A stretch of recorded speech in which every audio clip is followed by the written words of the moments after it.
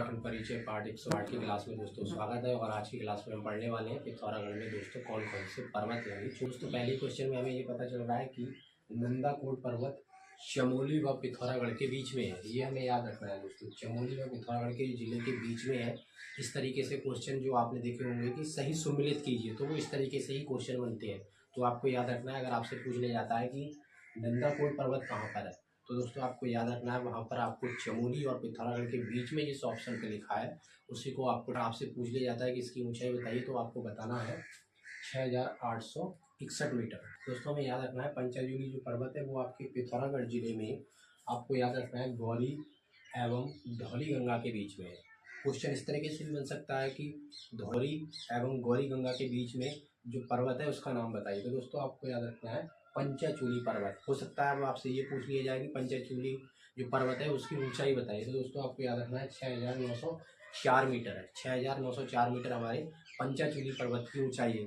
जैसे दोस्तों हमने गंदाकोटी पर्वत के बारे में जाना था कि उसकी ऊंचाई 6861 मीटर है, उसी तरीके से हमसे पंचाचूली पर्वत के बारे में भी पूछ लिया जा सकता है कि इसकी ऊंचाई बताइए। तो आपको याद रखना है 6904 मीटर हमारी पंचाचूली पर्वत की ऊंचाई है। तारा पहाड़ कौन से जिले में स्थित है, तो आपको याद रखना है कि तारा पहाड़ आपके पिथौरागढ़ में स्थित है। ये तो क्वेश्चन दोस्तों बहुत ही सरल तरीके से भी याद रखा जा सकता है कि आसमान में आप तारे देखते हैं तो तारे से आप ऐसे याद रख सकते हैं कि एक तारा हमारे पिथौरागढ़ जिले में पहाड़ के रूप में भी स्थित है। इस तरीके से भी आप याद रख सकते हैं कि वेटुली धार जो आपका पर्वत है या पहाड़ी है वो कौन से ज़िले में। तो दोस्तों अभी हम पढ़ रहे हैं पिथौरागढ़ के बारे में, तो आपको पता होना चाहिए कि हमारे पिथौरागढ़ में मुनस्यारी स्थान है। तो मुनस्यारी स्थान पे हमारा कौन सा है दोस्तों, याद रखना है आपको बेटुली धार।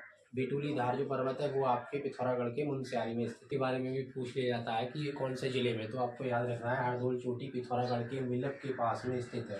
किसके पास में दोस्तों, मिलप के पास में। कौन सी, हरदोल चोटी।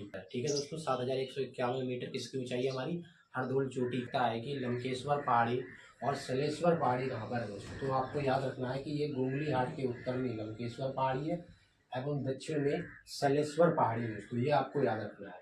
आपको याद रखना है कि गोंगली हाट के उत्तर में दोस्तों आपके लंकेश्वर पहाड़ी है, और वहीं जब दक्षिण की बात होगी तो आपको याद रखना है सलेश्वर पहाड़ी। क्वेश्चन जो आपके समक्ष आएगा वो इस प्रकार आ सकता है कि जिला पिथौरागढ़ में कौन सा पर्वत है जिसे कैलाश या छोटा कैलाश कहते हैं। तो आपको याद रखना है ओम पर्वत को कैलाश या छोटा कैलाश कहते हैं जिला पिथौरागढ़। दिया जा सकता है कि जिला पिथौरागढ़ में जो ओम पर्वत है इसकी दोस्तों खोज किसने की, उस शख्स का नाम बताइए। तो आपको याद रखना है बिपिन चंद्र पांडे ने।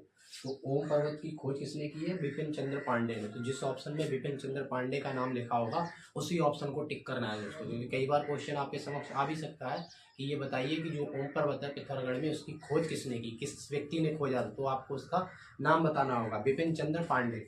बिपिन चंद्र पांडे ने ओम पर्वत की खोज की थी। अब देख लेते हैं दोस्तों इसकी ऊंचाई कितनी है। पर्वत की ऊंचाई बताइए, तो आपको उसकी ऊंचाई याद होनी चाहिए दोस्तों, 6191 मीटर है। यानी ओम पर्वत की अगर ऊंचाई किसी भी ऑप्शन में आपसे पूछ ली जाती है किसी भी एग्जाम में, तो आपको याद ये रखना है कि जिस ऑप्शन में दोस्तों आपके समक्ष ऊंचाई 6191 मीटर लिखी होगी वही ऑप्शन को आपको टिक करना चाहिए, वही ऑप्शन को आपको चिन्हित करना चाहिए दोस्तों, क्योंकि जो आपका सही आंसर जाएगा वो 6191 मीटर ऊंचाई पर ही आपको ओम पर्वत की ऊंचाई को चिन्ह करना है। तो आज की क्लास में दोस्तों हमने जो पिथौरागढ़ जिला है तो इसके जो पर्वत है उसके बारे में जाना है। तो इस क्लास को अपने दोस्तों के साथ आप शेयर करके उनकी भी नॉलेज पिथौरागढ़ के जो पर्वत है दोस्तों उनके बारे में भी आप बढ़ा सकते हैं। नमस्कार।